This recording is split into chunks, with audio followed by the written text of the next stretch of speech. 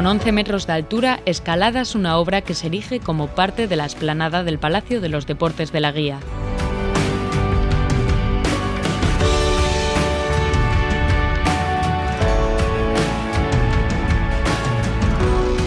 Esta obra del asturiano Pablo Maojo se instaló en 1992.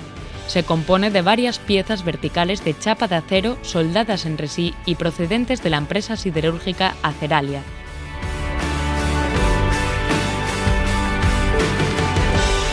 El rojo del monolito es exactamente el mismo que el de las gradas de la pista central del Palacio de los Deportes.